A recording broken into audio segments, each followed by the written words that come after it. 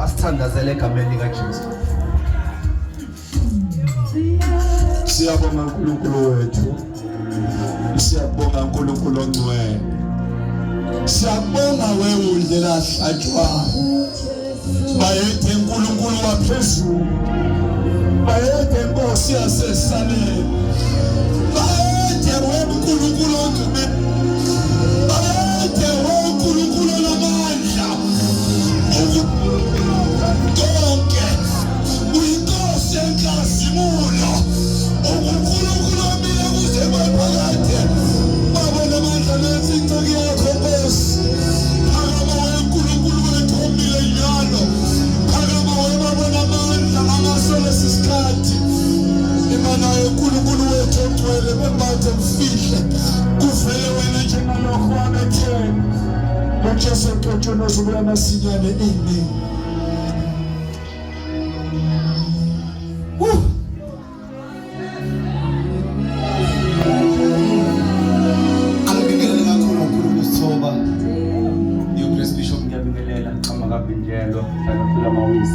Ngiyabingelela uhulumeni egameni likaJesu, mabishop ngiyabingelela mawethu naledi bishop egameni likaJesu, bafanele izandla abazalwane egameni likaKristu Jesu. Thank you Jesus. Thank you Jesus. Kukhulu bonke ngiyabingelela egameni likaKristu Jesu. Ngiyathoba kakhulu dokotela, ngiyabingelela befundisi bonke abakhona, ngiyabingelela umfundisi ohleli kanye noYoGrace. Ngiyathoba kakhulu, ngiyabingelela isixolelo isibongo engasitholanga noma ngiyabingelela kakhulu egameni likaJesu amen. Mongameli ngiyabingelela abefundisi bami ngaphambili, ngiyabingelela mawushipha, ngiyabingelela ibandla lokaNkulunkulu, ngiyabingelela egameni likaJesu amen. Hallelujah. Ngiyabingelela umngami unkosikazi wami omuhle egameni likaJesu, imanzi yami liyayingwayi yami, ngiyabingelela amen. Hallelujah. Awu ngiyacela bazalwane siyezulu likaNkulunkulu egameni likaJesu sivuleni incwadi ngokaLuka chapter 23 verse 46. Luka chapter 46. uJesu wenza ngezwi elikhulu wathi, Baba, ezandleni zakho ngiyawubeka umoya wami. Eseshilo lokho wafa. Hallelujah. Litsezwe kaNkulunkulu uJesu wamemeza ngezwi elikhulu wathi, we Baba, ngiyawubeka umoya wami ezandleni zakho. Wanjani? Wafa. Waba njani bazalwane? Wafa. We bazalwane, akuyona into encane le ukuthi uJesu wabanjani?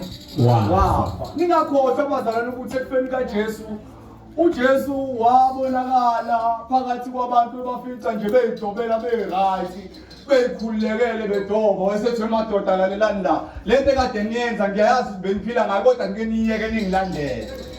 Awahamba uJesu wafika kwenye indoda uMateyu igama lakhe, bikade nje umthelisi wafika kuyona wathi awuyeke lento oyenza uphila ngayo owenza ngabudeni wakho, awuyeke nje ulandele mina.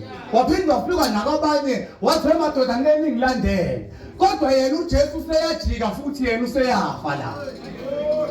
Awubazalwane uphethe ukwahlala wabuza ngoba wayibuka lento wayibuka wazobuza umbuzo wathi weJesu njengoba sikulandela kangaso thola yini soyigena ngale nto ngoba khona kade siyenza kuphila ngayo sonke imndeni yethu sothola nawe ngoba lento yakho mangatholakali lutho into engayo singayijwayela singakwazi ukuyilandela ngoba sathi ukuthi mfana ube khona etholakala ngoba kade siphila sidoba sonke imndeni yethu sothola usethi uJesu niyothola ukuphindiwe kulelizwe nalelenzalo kodwa uJesu wabuka ijika lento sebemlandela phinda yena wafa futhi uJesu wangazuthi uJesu uyabadayisa futhi kuyaphela ngapha awemaze wasiba ngaka nje awusilandeli uGrace Bishop silandela uNkulunkulu uGrace Bishop kodwa uNkulunkulu asikaze simbone sasuka sabona uBishop phambi kwethu salandela indoda kaNkulunkulu eshumela izalelo lesibili bese bazalwane ukuthi masilandela yena nje kanje njengoba siba ngaka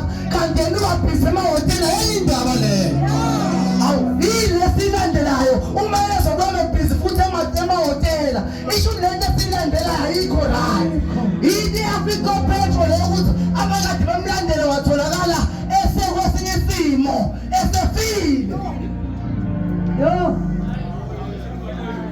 ithemba lethu akusekho lithi iBhayibheli kwathi ngosuku khona amadoda emabili ehamba eqoqeda ngele phuma emawusi ayabuzana uyafika kuJesu kodwa uyafika uyabuza wemadoda indaba zini lezi emikhuluma ngazo lithi iBhayibheli avelama lamadoda edangele athi wena ngoyedwa ongahlala eSambi ongahlala eJerusalem uthi awumeme bakuchazela uthi lo munye usukuma ukubele uthi kunento umshopho osehlekele la eJerusalem uthi kunendoda efile insuku sezintathu uthi nabesinethemba ukulendoda le izobuyisela umbuso kaIsrayeli kodwa yenzeka isimangaliso vele yasona yadlula emhlabeni awubathanga labamangala waphelelwe ithemba kanti ukufa kwakhe kwakuzoqala izinto ukufa kwakufanele kwenzeke uzozala abantu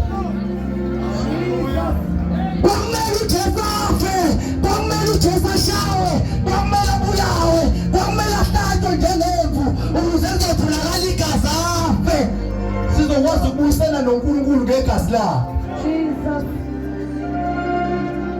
atholakala le ndoda esifile uJesu abazalwane amazwi ayisikhombisa lesikhombisa lesi ukani abazalwane uJesu washa uJesu wakhuluma lokuqala wakhuluma lesibili wakhuluma lesithathu yayingekho indlela ayingenza ngayo ukuthi akafe ngoba isikhathi sokufa sasingakashaya kwakho ukuthi uJesu akabekezele kwenziwe zonke izinto akhulume wonke lamazwi lawo noma ngasakhulume ngingasavumi kodwa ngoba ezulwini kufanele akhulume lamazwi lawo ezulwini kwenzeka izinto ezithize kuze ube kumoya ayikho indlela efayenze ngayo wefaka linda isikhathi kuze kupheliswe konke kuyikhande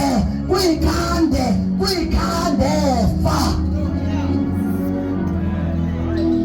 alokho malemosi webazalwane inkonzo le kuyabekezela webazalwane kuyabekezela kwakho ukuthi uJesu akabekezela noma kuthiwa uyathanda ukuyidedela lento kodwa akwazi ukuyidedela kungakapheleliswa athulwe kona webazalwane lithi iBhayibheli uJesu wabekezela wama wahlala esiphambanweni wangafa kwaze washaya isikhathi sokuthi akafe yabona bazalwane khona inkinga ezikhona manje lesikhathi samanje abantu abasiza ukubekezela kakhulukazi abaholi ngisho ngoba kumholi nami ebandleni abaholi namhlanje once insimbi yashisa ngoba ibhodo liyaphekwa liyashisa manje yashisa ibhodo uyaqala dedela ashiye kanjalo akhuluma into ekadethi ivangeli lethu leli ebese yashiya yena ahambe usazobuya futhi abuye futhi azofuna intethelelo uzophinde lo muntu enze same thing awuyabekezela kuyahlala noma ngabe kuthiwa ikhupho kangakanani indaba noma ngabe kuthiwa kunzima kangakanani wabazalwane ivangeli leli hawu adlali la umagosi wabazalwane inkonzo le noma ngabe kuthiwa kunzima kangakanani kuyabekezelwa kuyahlalwa noma ngabe kuthiwa uJesu enamandla kangakanani kwamele abekezele bamfile ngamazwi awukwazi ukuthi aphuze usivilika awukwazi ukufa ungakhoza uhlangathini awukwazi ukufa ungakhuluma amazwi lawo awukwazi ukufa